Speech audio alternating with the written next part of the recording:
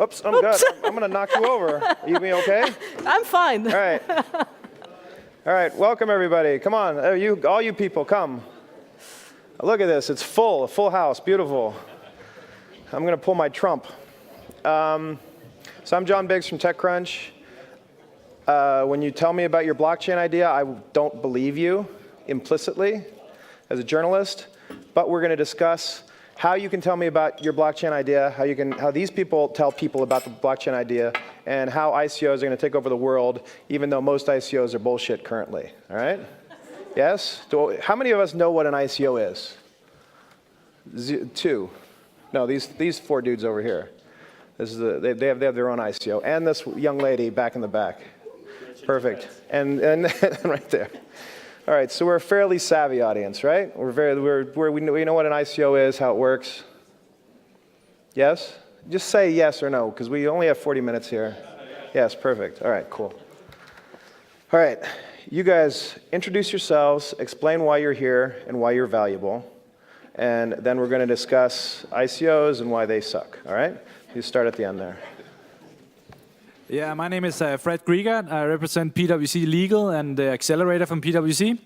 And basically what I do is I bring speed into the process of ICOs and IPOs and try to bring really some business into it. And yeah, it's hard, as you mentioned, huh? Yeah, my name is Sven Moeller. I'm head of initial coin offering advisory and tokenization at Swisscom Blockchain AG. Previously, I worked for Ernst & Young, so I have maybe a similar background like him. My name is Hello everybody, my name is Antti, I'm CEO and founder of KICKICO platform. I think it's top platform for hosting your own ICO. And we had a successful story. We raised about 80,000 Ethereum. So I have some experience on this field. Thank you. My name is Nelli Orlova. I am the co-founder and CEO of InnMind, the platform for startups and investors. We started to build our knowledge base around ICO when we understood that majority of the startups on our platform began to consider ICO as an alternative fundraising method to classical venture investments. And since then, we helped a lot of startups to identify their business models, and we started to help investors to assess the startups which are making ICOs. And of course, we learned a lot ourselves. So I'm happy to share. Okay, jurisdictions, I'm good. Your jurisdiction is Europe, Switzerland, right? Switzerland. Okay, but I'm covering Switzerland around as well. And you guys are Russian? Singapore. Oh, shit. I was born in Russia, but InnMind is a Swiss company. All right, I got you. Okay. So let's pretend, for example, that I'm a jaded journalist who hates the world, and I had a migraine this morning. Just pretend all these things. And that every time I get an ICO email, I think immediately that the person who sent it is implicitly corrupt and is trying to steal money. Convince me otherwise. Let's move up the hill and then instead of down, right? Convince me otherwise. Are ICOs a good idea for small companies, and is every single ICO person deeply and unequivocally corrupt? So most of the ICOs are scams, but some of them are also shit. So no, you're supposed to just convince me, make me feel. Okay. So maybe it's not about the current ICO model, and we see a strong shift to already existing companies, right? I would say it's more about tokenization, and we had the great time with the ICOs because a lot of the scammers got rich, but 99% of them will fail. But from a technology perspective, it's a paradigm shift. So in future, it's quite easy to produce your own asset and sell it to a crowd or a bank or whoever you want. So I like that perspective. I've seen a lot of ICOs, and on our platform we have some hundreds of them. And most of them are not scam, not intentional scam. A lot of them are just like startups and like student startups who want to create business, but they don't know how. So intentional scams about maybe 5%, maybe less. but very well said that most of them will fail. But if you examine an ICO and you see they have a good product, working business, or maybe MVP, they have a strong team who made good things before. They know how to create company and evolve it. So it can be a good ICO.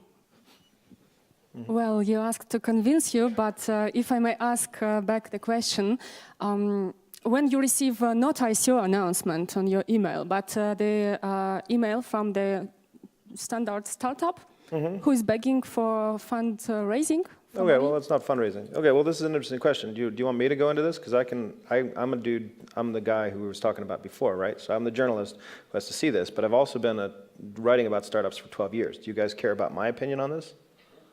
Yes? Oh, shit. All right, cool. Literally, I had a migraine today, so I feel awful. But, okay, so I'm answering your question for you. The way to convince the world about your blockchain idea is to not mention blockchain or ICO or crypto at all. Because implicitly, what we're doing here is we're talking about the forward motion of innovation from a product standpoint. I've been writing about startups for 12 years. I wrote 11,000 posts for TechCrunch, right? All of these posts have one thing in common. The person who talked to me came to me with something in their hand. Look, I got this, as opposed to saying, well, this is going to be a decentralized object for the removal of bottle caps in a general way, but also very specifically, if you read my white paper, you can also use this to lift a car, given enough leverage. And if you had a big enough elephant on the other end, you could lift the world, really. I mean, Archimedes said this ultimately in one of his original theses, which is why I'm putting it here in my white paper. So if you just come to a journalist, any journalist in the world, quite literally any journalist in the world, and you say, I have this thing that does something very specific for a very good reason, and that journalist is A, not drunk at that point, and B, is vaguely interested in what you have to say, you can probably get coverage. And in this day and age, coverage isn't even that valuable anymore, interestingly enough. What is valuable is, I guess, social capital that you get from coverage. The idea that you can actually, if you can sell somebody as jaded and disturbed as me on your idea, then you can probably sell more jaded and disturbed people out in the actual general world. So you never come to anybody with your ICO. You never say that. And I probably have 5 emails that just came in 2 seconds ago that say, Shlomo Coin is going to come out with a jub thing that's going to make everybody a lot more decentralized. And will you write about their ICO? And if I write about your ICO, what am I doing? I'm literally pumping and dumping for you. And what do I get out of it? Nothing. Nothing. Because A, your product's going to fail because you don't have a product. You don't even have this. You have the idea of that.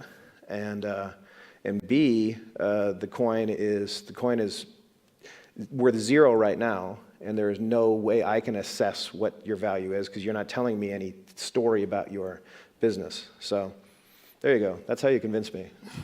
Thank you for answering this question. And that is actually why I asked it back to John, because the point is that it's not about promoting the coin. To ensure someone, you need to describe your business model, your project, your product, your technology, and only then you talk about the coin or anything else, so the method which you use for fundraising. So it's like for traditional startups and for ICO startups, all the basic rules are very similar.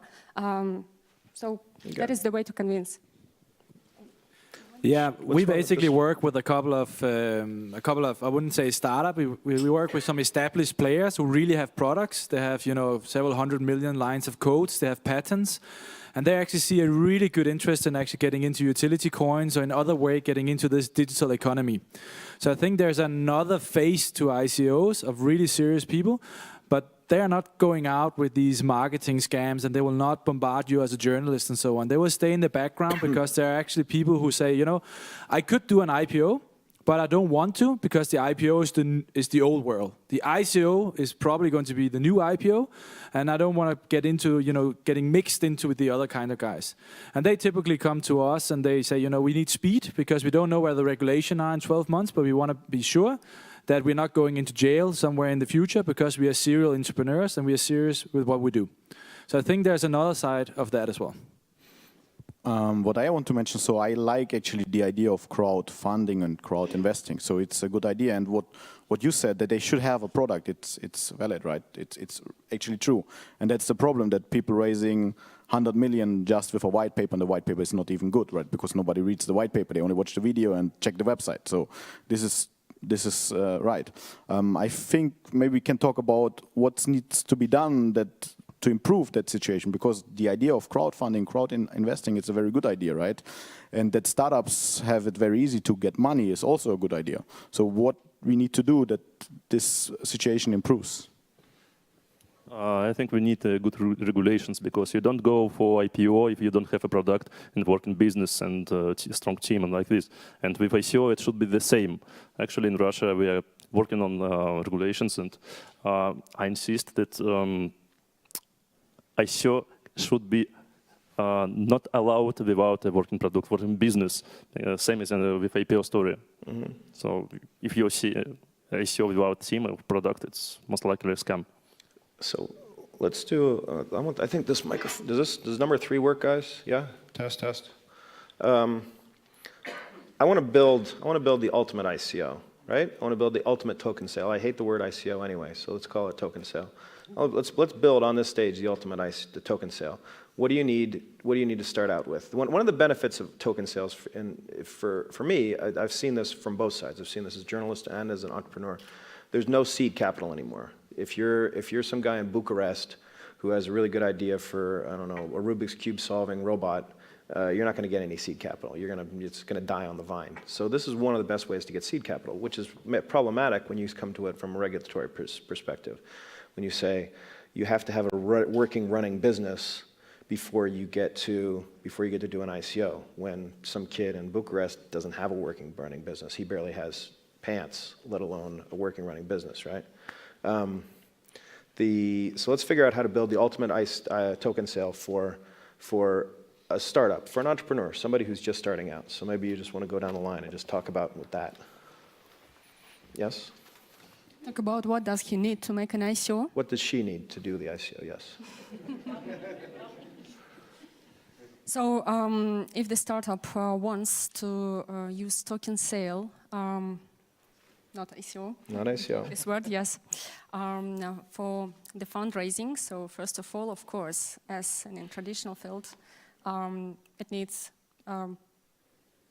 we can call it business model, business plan, white paper, token structure. So all these words, combine them together and create some new word or anything else.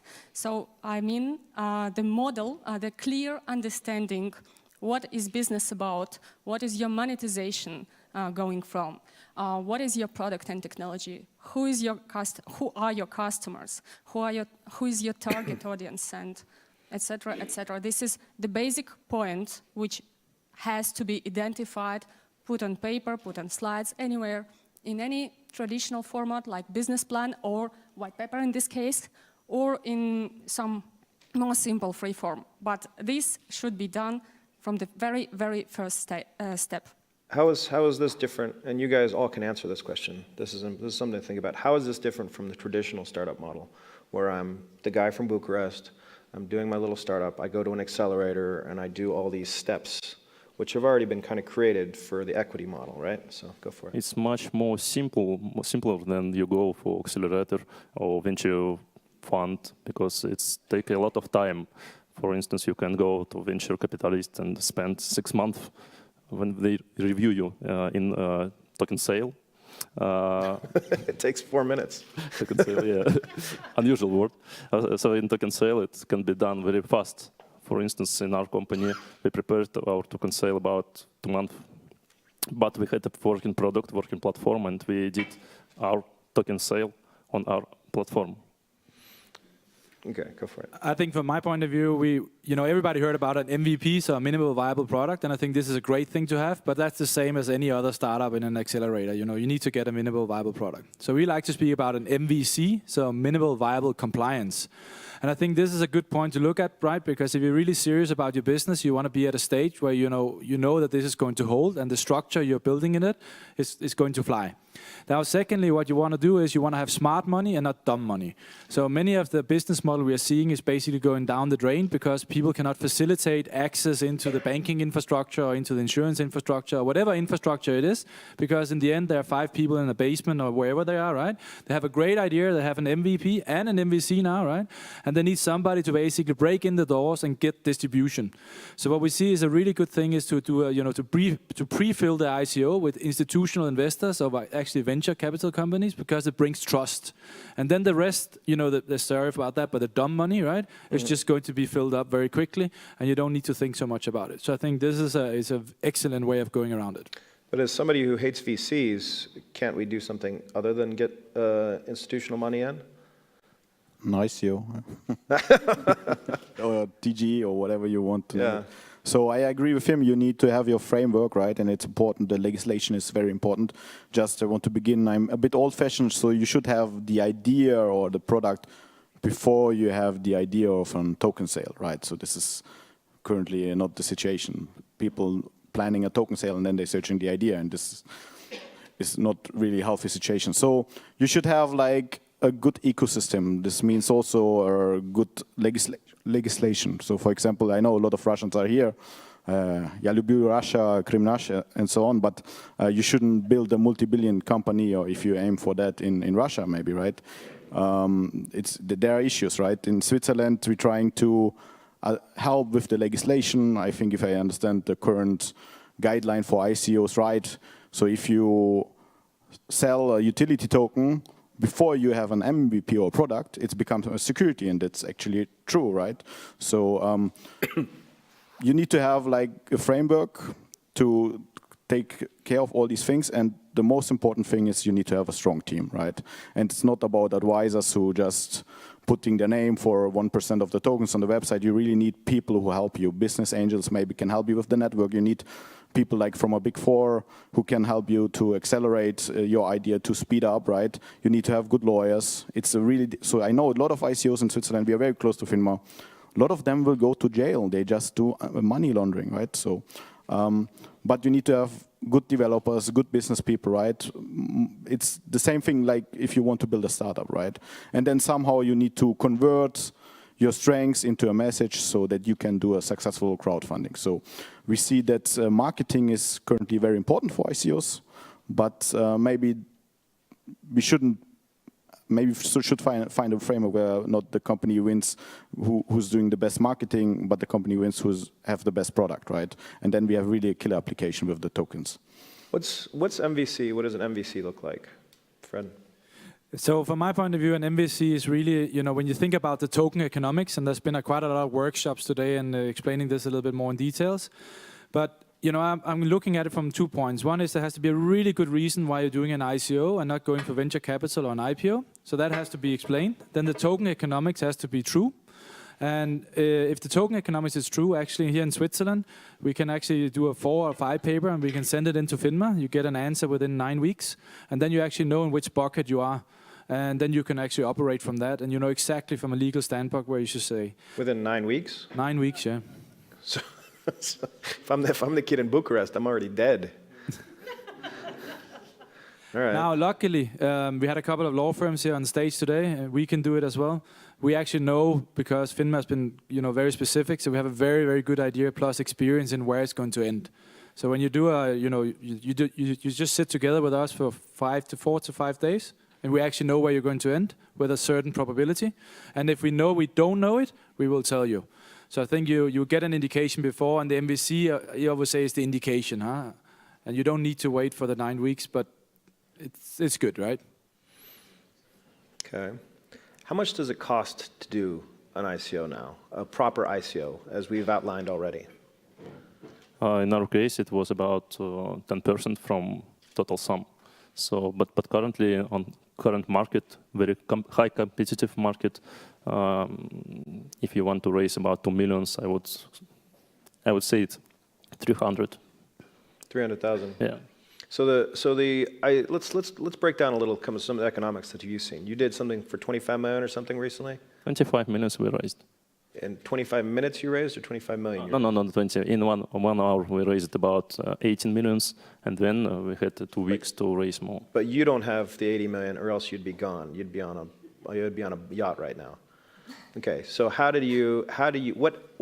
what percentage of that do you access? Can you access as a company, and what percentage of the money can you actually get out to use to pay for the chairs that you have to sit in the office, right? I can't tell you the exact numbers because it's private information, of course. All right, how to show? But let's pretend we have a whole new ICO called John's ICO, and I raised 80 million. How much can I use based on your numbers? You should use all your money you raised on ICO for your business. That's the question. Well, you can't use all 80 yeah, million. you can. If you're using 80 million, you already have a Mars colony. What are you going to do with 80 million? We have a business plan for 2 years. And 2 years, 80 million, we have 80 million burn. 40, $80 million burn for 2 years. Yeah, 40 people. 40 people, those guys. And all right, we're Haas. expanding very fast. So Yeah, it's just going to expand out into space. That's nuts, dude. That's nuts. 80 million. What startup? What 2-year-old startup why, needs 80 million? Why 80? Why 80? At the time, we raised about 25 millions. What are you going to do with 25 million as a startup? A lot. We have a lot of directions of developing our business. And very soon, you'll hear about our next releases, and you will be surprised. Beautiful. Believe me. Yeah. You and what's his name? Dobrauz are going to hang out, fly some gliders together. No, nothing extraordinary, but each direction requires a lot of funds, a lot of development, a lot of time. And if we are making a serious, big, #1 in world product, we must develop it very carefully and very detailed. Can my Swiss friends comment on this? Yeah, that's quite difficult, and we have the situation that I met some days ago with an ICO. They raised 50 million, then they converted it 2 weeks later back, and they have now 250 million. They are 29 years old. So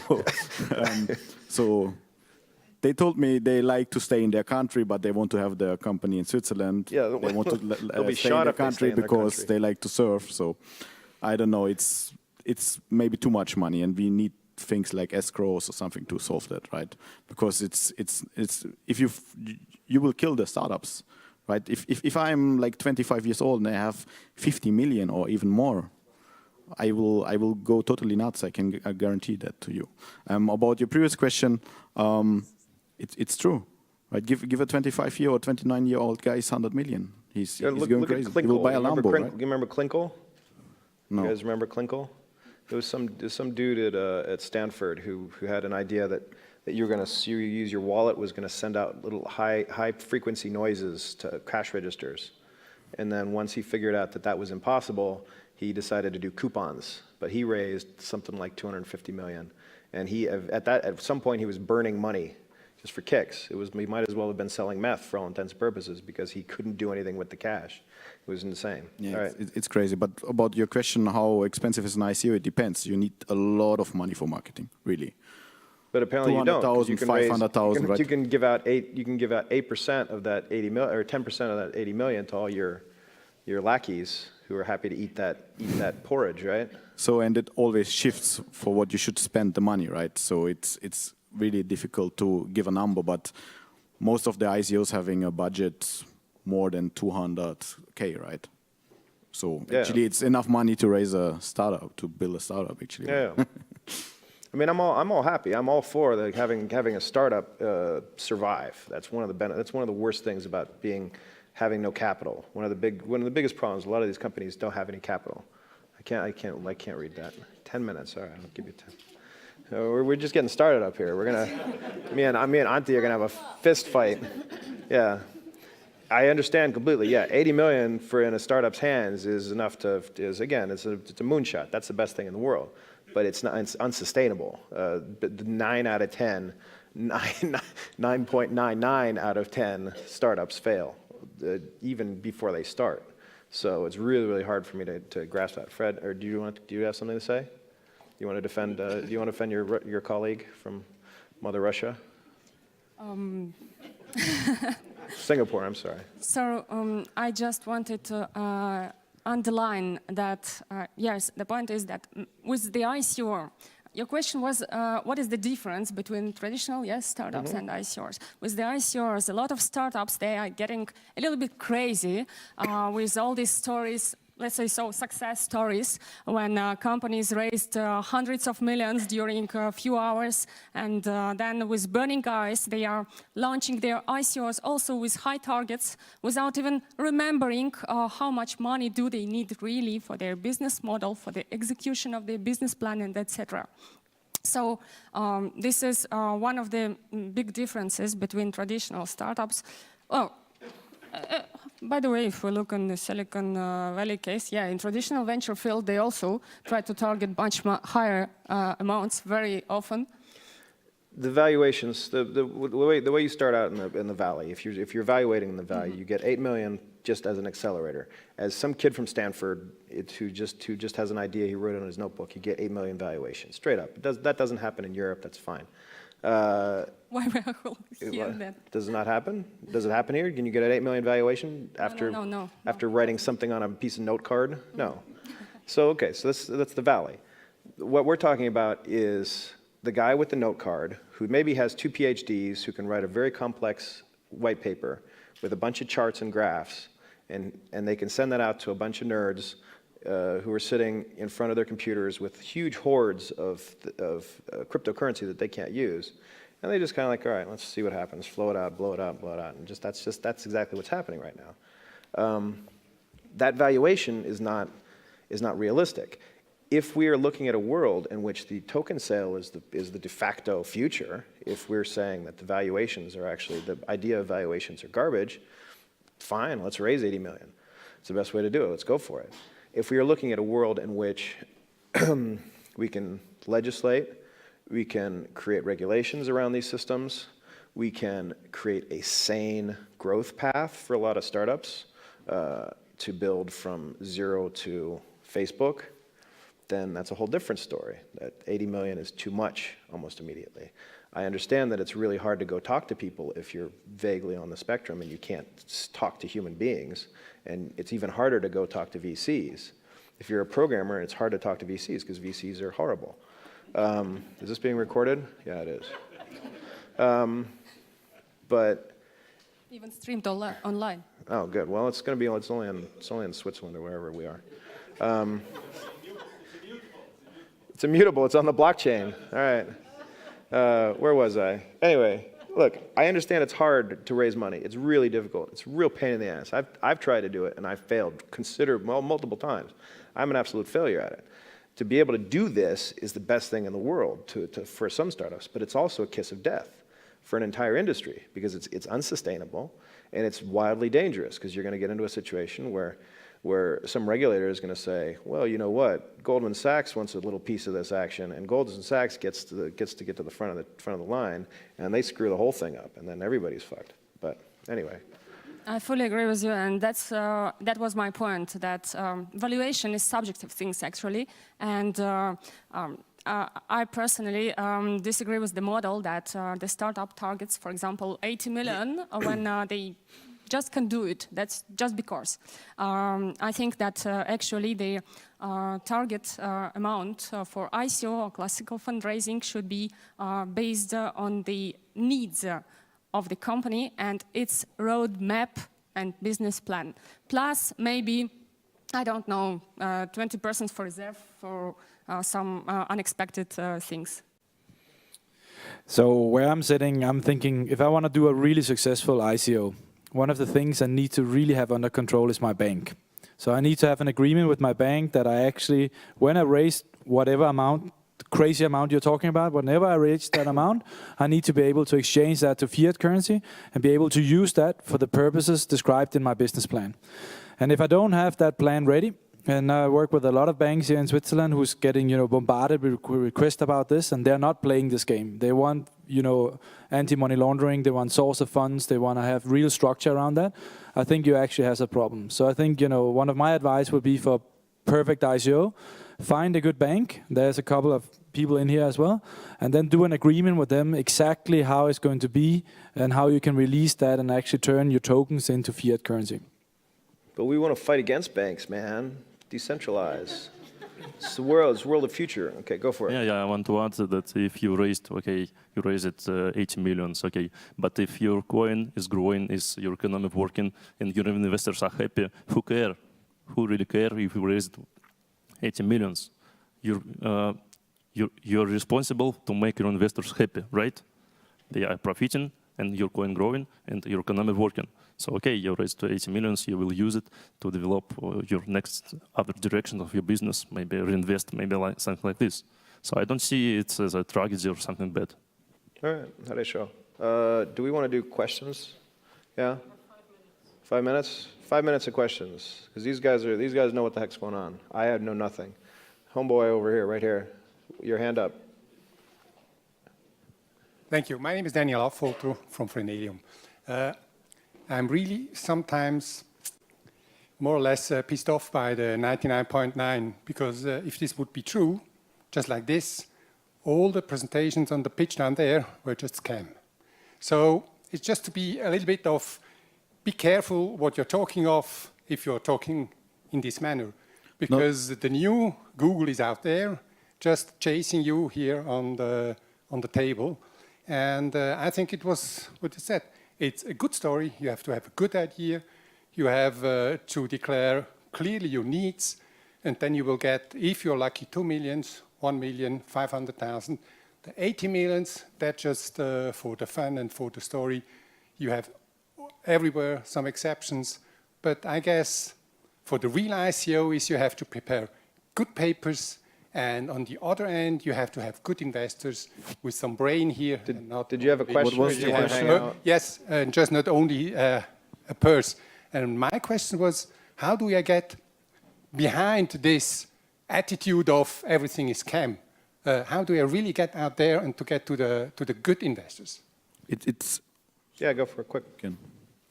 So I have a little bit the luxury that I actually looked at Daniel's business case, and I think you're already behind that. So I think first of all, I don't agree 100% that it's all scams. As I said earlier, I think there is really good business out there. If you have an MVP, an MVC, or even have patents and you have a good team around you, I think you're going to make it.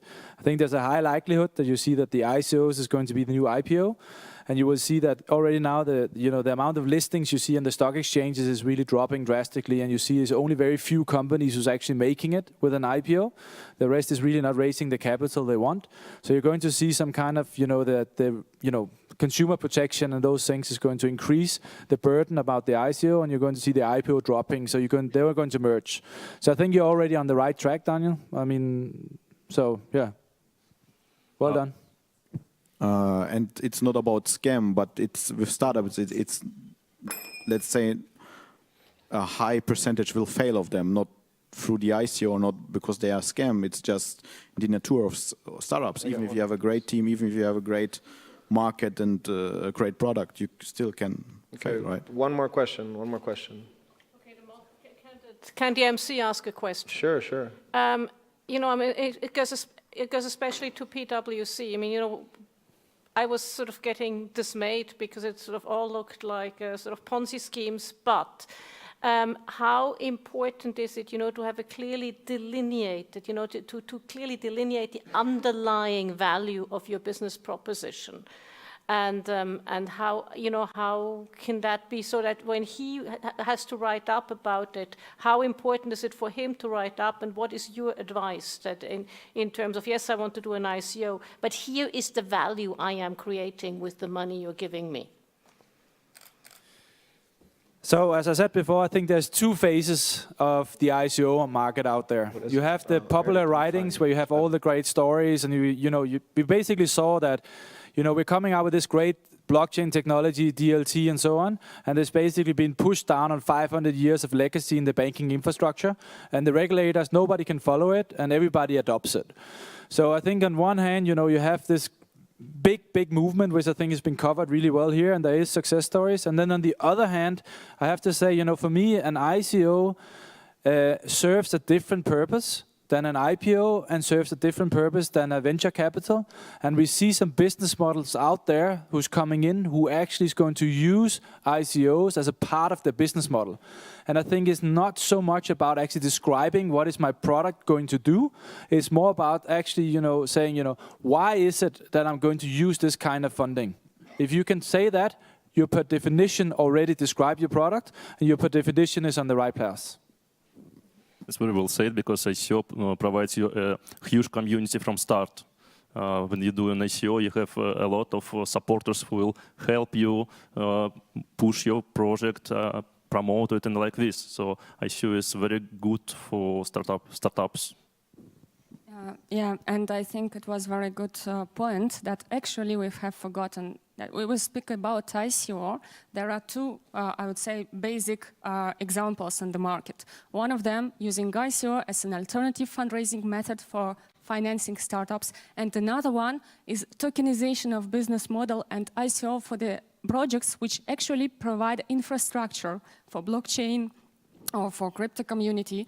So these are absolutely two different examples, different types, and they have different structure for their ICO and different approach, different numbers.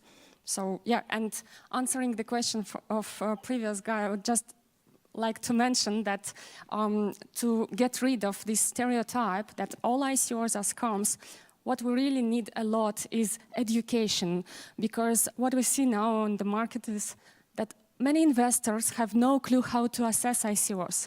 Many investors have no clue how to identify what is right, what is wrong, what points to really look at. I mean, okay, institutional investors, we have a lot of funds now, crypto funds, which build the knowledge base around this field, which combine venture analysis with new analysis of token models and etc. But crowd investors, they have no clue. They just listen something, they get marketing messages, and they invest. So the same is on the startup side. Startups have no clue what is actually token model, what are the types of tokens available and allowed on the market, and what is the regulation. So education is crucially important in this case. All right, we solid? We good? We know how to do ICOs now? We'll do it. We'll take everything else offline. Fred, Sven, Adi, Nelli, thank you for this. One of the guys, Andre Volka, he unfortunately fell off a mountain, so he's gone. But thank you for joining us. Well, thank you, and thank you. This was the most amusing of all the panels. It was the panel to end all panels. You are the moderator to end all moderation. Thank you so much.